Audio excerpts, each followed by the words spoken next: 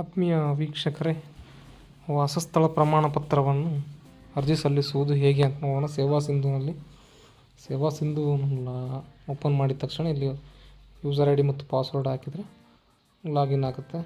Login ಆದ ನಂತರ ಇಲ್ಲಿ ಅವೈಲೇಬಲ್ ಸರ್ವಿಸಸಲ್ಲಿ ಬಂದು ರೆವಿನ್ಯೂ ಸರ್ವಿಸಸ್ ಅಂತ ಸರ್ಚ್ ಮಾಡಬೇಕು. ರೆವಿನ್ಯೂ ಸರ್ವಿಸನ್ನು ಸರ್ಚ್ ಮಾಡಿದ ತಕ್ಷಣ ಇದೊಂದು ಅಪ್ಲಿಕೇಶನು ರೀಡೈರೆಕ್ಟ್ ಆಗಿ NK5 ವರ್ಷನ್ ಅಂದರೆ ನಾಡ ಕಚೇರಿಯ NK5ಗೆ ರೀಡೈರೆಕ್ಟ್ ಆಗುತ್ತೆ. ರೀಡೈರೆಕ್ಟ್ ಆದ ತಕ್ಷಣ ಈ ಥರ ಸರ್ವಿಸಸ್ ಎಲ್ಲ ಓಪನ್ ಆಗುತ್ತೆ. ನಮಗೆ ಸರ್ವಿಸಸ್ ಓಪನ್ ಆದ ತಕ್ಷಣ ಇಲ್ಲಿ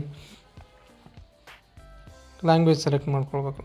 ಅರ್ಜಿದಾರರಿಗೆ ಇಂಗ್ಲೀಷ್ ಬೇಕಾದರೆ ಇಂಗ್ಲೀಷು ಅಥವಾ ಕನ್ನಡದಲ್ಲೇ ಬೇಕಾದರೆ ಕನ್ನಡದಲ್ಲಿ. ಈಗ ಅರ್ಜಿದಾರರು ಇಂಗ್ಲೀಷ್ನಲ್ಲಿ ಬೇಕಂತ ಕೇಳಿದ್ದಕ್ಕೆ ನಾನು ಇಂಗ್ಲೀಷ್ ಲ್ಯಾಂಗ್ವೇಜನ್ನು ಸೆಲೆಕ್ಟ್ ಮಾಡಿಕೊಂಡು ನೋಡಿ ಕೆಳಗೆ ರೆಸಿಡೆನ್ಸ್ ಸರ್ಟಿಫಿಕೇಟ್ ಅಂತ ಇದೆ ನೋಡಿ, ಆ ರೆಸಿಡೆನ್ಸ್ ಸರ್ಟಿಫಿಕೇಟ್ನ ಸೆಲೆಕ್ಟ್ ಮಾಡಿಕೊಂಡು ಮುಂದುವರಿಬೇಕು. ಪ್ರೊಸೀಡ್ ನೋಡಿ. ರೇಷನ್ ಕಾರ್ಡ್ ಇತ್ತಂದರೆ ಎಸ್ ಅಂತ ಆಪ್ಷನ್ನು, ರೇಷನ್ ಕಾರ್ಡ್ ಇಲ್ಲ ಅಂತಂದರೆ ನೋ ಅಂತ ಆಪ್ಷನ್ ಸೆಲೆಕ್ಟ್ ಮಾಡ್ಕೊಳ್ಬೇಕು.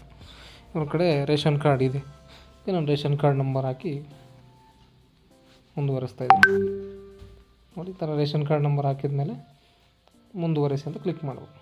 ಮಾಡಿದ ನಂತರ ಆ ರೇಷನ್ ಕಾರ್ಡಲ್ಲಿರುವಂತಹ ಒಂದು ಅರ್ಜಿದಾರರ ವಿವರಗಳು ಬರುತ್ತೆ. ಅವರ ಹೆಸರು ಕ್ಲಿಕ್ ಮಾಡಿಕೊಂಡು ನೋಡಿ ಜಿಲ್ಲೆ, ತಾಲೂಕು, ಹೋಬಳಿ ಮತ್ತು ಯಾವ ಗ್ರಾಮಕ್ಕೆ ಸಂಬಂಧಪಟ್ಟವ ಗ್ರಾಮ ಸೆಲೆಕ್ಟ್ ಮಾಡ್ಕೊಳ್ಬೇಕು ನೋಡಿ. ಅಭ್ಯರ್ಥಿ ಹೆಸರು ಡೆಫಾಲ್ಟಾಗಿ ತಾನೇ ಬಂದಿರುತ್ತೆ. ಈ ಮದುವೆ ಆಗಿತ್ತಂದರೆ ಶ್ರೀಮತಿ ಇಲ್ಲಾಂದರೆ ಕುಮಾರಿ, ಈ son of, wife of, daughter of ಅಂತ ಇರುತ್ತೆ, ಸೆಲೆಕ್ಟ್ ಮಾಡ್ಕೊಳ್ಬೇಕು. ತಂದೆ ಹೆಸರಾದ ನಂತರ ತಾಯಿ ಹೆಸರನ್ನು ಟೈಪ್ ಮಾಡಬೇಕು ಮತ್ತು ವಿಲೇಜ್, ಯಾವ ವಿಲೇಜ್ ಅವ್ರದ್ದು ಆ ವಿಲೇಜನ್ನು ಟೈಪ್ ಮಾಡಬೇಕು. ವಿಲೇಜ್ ಆದ ನಂತರ ತಾಲೂಕು ಜಿಲ್ಲೆ, ಯಾವ ಜಿಲ್ಲೆ, ನಂತರ ಪಿನ್ ಕೋಡ್, ಆ ಒಂದು ಏರಿಯಾದ ಒಂದು ಪಿನ್ ಕೋಡನ್ನು ಟೈಪ್ ಮಾಡಬೇಕು. ನಂತರ ಮೊಬೈಲ್ ನಂಬರ್ ಕೇಳುತ್ತೆ, ಮೊಬೈಲ್ ನಂಬರ್ನ ಎಂಟರ್ ಮಾಡಿ ಸೆಂಡ್ OTP ಅಂತ ಕೊಟ್ಟರೆ ಆ ಮೊಬೈಲ್ ನಂಬರ್ಗೆ ಒಂದು OTP ಬರುತ್ತೆ. ಆ OTPಯನ್ನು ಇಲ್ಲಿ ಎಂಟರ್ ಮಾಡಿ ವೆರಿಫೈ ಮಾಡಬೇಕು ನೋಡಿ. OTP ಬಂದಿದೆ, OTPಯನ್ನು ಹಾಕಿ ವೆರಿಫೈ ಅಂತ ಕ್ಲಿಕ್ ಮಾಡಿದರೆ OTP ವೆರಿಫೈಡ್ ಸಕ್ಸಸ್ಫುಲ್ ಅಂತ ಬರುತ್ತೆ. ನೆಕ್ಸ್ಟು ಅದೇ ರೀತಿ ನಾವು ಜಿಮೇಲ್ ಐ ಡಿ ಒಂದು ಹಾಕಬೇಕು. ಜಿಮೇಲ್ ಐ ಡಿ ಹಾಕಿದ್ರೆ ಜಿಮೇಲ್ ಐ ಡಿಗೂ ಸಹ ಒಂದು OTP ಬರುತ್ತೆ. ಇದು ಯಾಕಂತಂದರೆ ಒಂದು ವೇಳೆ ಸರ್ಟಿಫಿಕೇಟ್ ಜನ್ರೇಟ್ ಆದ ನಂತರ ಜಿಮೇಲ್ ಐ ಡಿಗೂ ಕಳಿಸ್ತಾರೆ ಮತ್ತು ಮೊಬೈಲ್ ನಂಬರ್ಗೆ ಟೆಕ್ಸ್ಟ್ ಮೆಸೇಜ್ನ ಕಳಿಸ್ತಾರೆ. ಒಂದು ಲಿಂಕ್ ಡೈರೆಕ್ಟಾಗಿ ಅರ್ಜಿದಾರರೇ ಡೌನ್ಲೋಡ್ ಮಾಡ್ಕೊಳ್ಬೋದು. ಒಂದು ಸುಲಭ ವಿಧಾನವನ್ನು ಕೊಟ್ಟಿದ್ದಾರೆ NK5 ವರ್ಷನಲ್ಲಿ ನೋಡಿ. OTP send OTP, Gmail I D ಹಾಕಿದ್ರೆ ಸೆಂಡ್ OTP ಕೊಡಬೇಕು. ಜಿಮೇಲ್ ಐ ಡಿಗೆ ಒಂದು OTP ಬಂದಿರುತ್ತೆ. ಆ OTPಯನ್ನು ಎಂಟರ್ ಮಾಡಿ ವೆರಿಫೈ ಅಂತ ಕ್ಲಿಕ್ ಮಾಡಬೇಕು. ವೆರಿಫೈ ಕ್ಲಿಕ್ ಮಾಡಿದ ತಕ್ಷಣ ಜಿಮೇಲ್ OTP ವೆರಿಫೈಡ್ ಸಕ್ಸಸ್ಫುಲ್ ಅಂತ ಬರುತ್ತೆ. ಅಂದರೆ 2 OTP ಸಕ್ಸಸ್ ಆಯಿತು. ಇಲ್ಲಿ ನೋಡಿ ಈ ಒಂದು ಆಪ್ಷನ್ ಕೊಟ್ಟಿದ್ದಾರೆ, ಅರ್ಜಿದಾರರಿಗೆ ಕೊಡಬೇಕು ಅಥವಾ ಬೈ ಪೋಸ್ಟ್ ಅಂತೇಳಿ. ಬೈ ಪೋಸ್ಟ್ ಆಪ್ಷನ್ ತೆಗೆದುಹಾಕಿದ್ದಾರೆ. ನೆಕ್ಸ್ಟ್ ನೋಡಿ, ಅರ್ಜಿದಾರರು ಎಷ್ಟು ವರ್ಷಗಳಿಂದ ಈ ಒಂದು ಸ್ಥಳದಲ್ಲಿ ವಾಸವಾಗಿದ್ದಾರೆ ಅನ್ನು ಕೊಟ್ಟಿದ್ದಾರೆ. ಅವರು ಡೇಟ್ ಆಫ್ ಬರ್ತ್ ನೋಡಬೇಕು. ನಾವು ಅದೇ ಊರವರಾಗಿತ್ತಂದರೆ ಅವ್ರ ಡೇಟ್ ಆಫ್ ಬರ್ತ್ ನೋಡಿ ಅವ್ರು ಎಷ್ಟು ವರ್ಷ ಇದ್ದಾರೆ, ಅವ್ರ ವಯಸ್ಸು ಎಷ್ಟಿದೆ ಅಷ್ಟು ನಾವು ಹಾಕಬೇಕು. ನಮ್ಮ ಅರ್ಜಿದಾರರು 30 ವರ್ಷ ಇದ್ದಾರೆ, ಇದು 11 ತಿಂಗಳು 8 ತಿಂಗಳಿದೆ, ಅದನ್ನು ಇಲ್ಲಿ ನಾವು ಹಾಕಬೇಕು. ಹಾಕಿದ ನಂತರ ನೆಕ್ಸ್ಟ್ ಕೊಡಬೇಕು. ನೆಕ್ಸ್ಟ್ ಸ್ಟೆಪ್ಪಲ್ಲಿ ಡಾಕ್ಯುಮೆಂಟ್ ಅಪ್ಲೋಡ್ ಮಾಡೋಕ್ಕೆ ಏನೇನು ಡಾಕ್ಯುಮೆಂಟ್ಸ್ ಬೇಕು. ರೇಷನ್ ಕಾರ್ಡ್, ಅಡ್ರೆಸ್ ಪ್ರೂಫ್ಗೆ ರೇಷನ್ ಕಾರ್ಡ್ ಅಪ್ಲೋಡ್ ಮಾಡಬೇಕು. ಆಲ್ರೆಡಿ ನಾನು ಸ್ಕ್ಯಾನ್ ಮಾಡಿ ಇಟ್ಕೊಂಡಿದ್ದೀನಿ, ಡೈರೆಕ್ಟಾಗಿ ಅಪ್ಲೋಡ್ ಮಾಡ್ತಿದ್ದೀನಿ. ನೆಕ್ಸ್ಟು ಎಪಿಕ್ ಅಂದರೆ ಚುನಾವಣಾ ಗುರುತಿನ ಚೀಟಿ, ವೋಟರ್ ಐ ಡಿ, ಅದನ್ನು ಸಹ ಅಡ್ರೆಸ್ ಪ್ರೂಫ್ಗೆ ಅಕ್ಸೆಪ್ಟ್ ಆಗುತ್ತೆ. ನೆಕ್ಸ್ಟ್ ನೋಡಿ, ಅರ್ಜಿದಾರರ ID ಪ್ರೂಫ್ ಅಂದರೆ ಆಧಾರ್ ಕಾರ್ಡನ್ನು ಸ್ಕ್ಯಾನ್ ಮಾಡಿ ಅಪ್ಲೋಡ್ ಮಾಡ್ಬೋದು ನೋಡಿ. ಆಧಾರ್ ಕಾರ್ಡು. ನೆಕ್ಸ್ಟ್ ಇನ್ನೊಂದು ಕೇಳಿದೆ ಅಡ್ರೆಸ್ ಪ್ರೂಫ್ನು ನೀವು ಆಧಾರ್ ಕಾರ್ಡನ್ನು ಅಪ್ಲೋಡ್ ಮಾಡ್ಬೋದು. ಅಪ್ಲೋಡ್ ಡಾಕ್ಯುಮೆಂಟ್ ಅಂದ್ಕೊಂಡು ಫೈಲ್ ಅಪ್ಲೋಡೆಡ್ ಆಯಿತು. ನೆಕ್ಸ್ಟು ಸಬ್ಮಿಟ್ ಕೊಡಬೇಕು. ಸಬ್ಮಿಟ್ ಅಂತ ಕ್ಲಿಕ್ ಮಾಡಿದ ತಕ್ಷಣ ನಮಗೊಂದು RD ನಂಬರ್ ಜನ್ರೇಟ್ ಆಗುತ್ತೆ. ಈ RD ನಂಬರನ್ನು ನಾವು ಕಾಪಿ ಮಾಡ್ಕೋಬೇಕು, ಫ್ಯೂಚರ್ ರೆಫರೆನ್ಸ್ಗೆ ಬೇಕಾಗುತ್ತೆ. RD ನಂಬರನ್ನು ಕಾಪಿ ಮಾಡಿ ನೆಕ್ಸ್ಟು E-ಸೈನ್ ಪ್ರೋಸೆಸ್ಗೆ ಮುಂದುವರಿಯುತ್ತೆ. ಪ್ರೊಸೀಡ್ ಟು E-ಸೈನ್ ಅಂದರೆ ಆಯ್ತು. ಅರ್ಜಿದಾರ ಡೀಟೇಲ್ಸ್ ನಾವು ನೋಡ್ಕೊಳ್ಬೇಕು, ಕರೆಕ್ಟಾಗಿ ಫಿಲ್ ಮಾಡಿದ್ದೀವಿ ಇಲ್ಲ ಅಂತ ನೋಡಿ E-ಸೈನ್ಗೆ ಪ್ರೊಸೀಡ್ ಆಗಬೇಕು.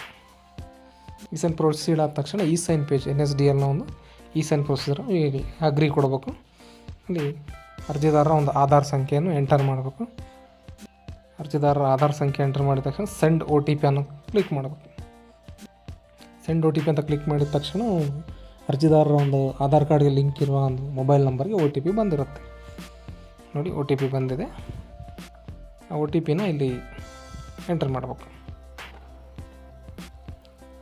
ಆ ಮೊಬೈಲ್ಗೆ ಬಂದಿರೋ ಮಾಡಿದ ತಕ್ಷಣ ಇಲ್ಲಿ ಟೈಪ್ ಮಾಡಿ. ನೋಡಿ OTPನ ಟೈಪ್ ಮಾಡಿದ ನಂತರ ಕರೆಕ್ಟಾಗಿರೋ ಒಂದು OTP ನಾವು ಫಿಲ್ ಮಾಡಿದ ಮೇಲೆ ನೆಕ್ಸ್ಟ್ ಕೆಳಗಡೆ ಒಂದಿದೆ ನೋಡಿ ವೆರಿಫೈ OTP ಅಂತ ಒಂದು ಆಪ್ಷನ್ ಇರುತ್ತೆ. ವೆರಿಫೈ OTP ಕೊಡಬೇಕು. ಓಕೆ, ನೋಡಿ ಇಲ್ಲಿ ವೆರಿಫೈಡ್ ಸಕ್ಸಸ್ಫುಲ್ ಅಂತ ಬಂತು. ಓಕೆ, ನೆಕ್ಸ್ಟು ಪೇಮೆಂಟ್ ಪೇಜ್ಗೆ ರೀಡೈರೆಕ್ಟ್ ಆಗುತ್ತೆ. ಪೇಮೆಂಟ್ ಪೇಜ್ ನೋಡಿದರೆ ನಾವು ಪ್ರೊಸೀಡ್ ಟು ಪೇ ಅಂತ ಕ್ಲಿಕ್ ಮಾಡಿ ಸೇವಾ ಸಿಂಧು ಪೇಮೆಂಟನ್ನು ನೋಡಿಕೊಂಡು ಇಲ್ಲಿ ಅಗ್ರಿ ಕೊಟ್ಟು ಸೇವಾ ಸಿಂಧು ವ್ಯಾಲೆಟ್ ಅಂತ ಕ್ಲಿಕ್ ಮಾಡಿದರೆ ನಮಗೆ ಪೇಮೆಂಟ್ ಪೇಜ್ಗೆ ರೀಡೈರೆಕ್ಟ್ ಆಗಿ ಆ ಒಂದು ನ್ಯೂ ಟ್ಯಾಬ್ ಓಪನ್ ಆಗುತ್ತೆ. ಆ ಟ್ಯಾಬ್ ಓಪನ್ ಆದಾಗ ನಾವು ಮೊದಲು ಕರ್ನಾಟಕದಿಂದ ಪೇಮೆಂಟ್ ಮಾಡ್ತಿದ್ವಿ, ಇವಾಗ BLS ವ್ಯಾಲೆಟ್ನಿಂದ ನಾವು ಪೇಮೆಂಟನ್ನು ಮಾಡೋದು ನೋಡ್ಬೋದು.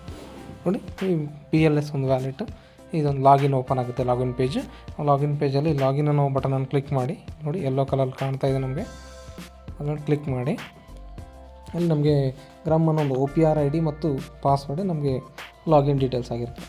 ನೋಡಿ ಮೇಲೆ OPR ID ಮತ್ತು ಕೆಳಗಡೆ ಪಾಸ್ವರ್ಡನ್ನು ಹಾಕಿ ನೆಕ್ಸ್ಟ್ ಒಂದು ಕ್ಯಾಪ್ಚಾ ಕೋಡ್ ಇರುತ್ತೆ. ಆ ಕ್ಯಾಪ್ಚಾ ಕೋಡನ್ನು ನಾವು ವೆರಿಫೈ ಮಾಡಬೇಕಾಗುತ್ತೆ. ನೋಡಿ ಕ್ಯಾಪ್ಚಾ ಇದೆ, ಆ ಕ್ಯಾಪ್ಚಾನ ನಾವು ಈ ಕಡೆ ಎಂಟರ್ ಮಾಡಬೇಕು. ಕ್ಯಾಪ್ಚಾ ಎಂಟರ್ ಮಾಡಿದ ಮೇಲೆ ಲಾಗಿನ್ ಅಂತ ಕ್ಲಿಕ್ ಮಾಡಿದರೆ BLS ಒಂದು ಲಾಗಿನ್ ಆಗುತ್ತೆ. ಲಾಗಿನ್ ಆದಮೇಲೆ ಪಾಸ್ವರ್ಡ್ನ ಮತ್ತೆ ವೆರಿಫೈ ಇರುತ್ತೆ, ಇನ್ನೊಂದು ಸರಿ ಪಾಸ್ವರ್ಡನ್ನು ವೆರಿಫೈ ಮಾಡಬೇಕು. ಓಕೆ, ನೆಕ್ಸ್ಟು ಸಬ್ಮಿಟ್ ಆದಮೇಲೆ ಅಲ್ಲಿ ಸರ್ವಿಸ್ ಚಾರ್ಜ್ ಎಷ್ಟು ಮತ್ತು ಅಪ್ಲಿಕೇಶನ್ ಚಾರ್ಜ್ ಎಷ್ಟು, ಸರ್ಕಾರಿ ಸೇವಾ ಶುಲ್ಕ ಎಷ್ಟು ಅನ್ನೋದು ಇಲ್ಲಿ ನಮಗೆ ಶೋ ಆಗುತ್ತೆ. ಅದನ್ನು ಸಬ್ಮಿಟ್ ಕೊಟ್ಟು ಪ್ರೊಸೀಡ್ ಕೊಟ್ಟು ನಂತರ ಮತ್ತೆ NK5 ವರ್ಷನ್ಗೆ ನಮಗೆ ರೀಡೈರೆಕ್ಟಾಗಿ ಬರುತ್ತೆ. ನೋಡಿ ಪೇಮೆಂಟ್ ಸಕ್ಸಸ್ ಆಯಿತು. ಪೇಮೆಂಟ್ ಸಕ್ಸಸ್ ಆದಮೇಲೆ ನಾವು ಅಕ್ನಾಲಜ್ಮೆಂಟ್ನ ಯಾವ ರೀತಿ ತೊಗೊಳ್ಬೇಕಂತ ನಾನು ನೆಕ್ಸ್ಟ್ ವೀಡಿಯೋನಲ್ಲಿ ತಿಳಿಸ್ಕೊಡ್ತೀನಿ. ಅಲ್ಲಿವರೆಗೆ ವೆಯ್ಟ್ ಮಾಡಿ. Wait for next video.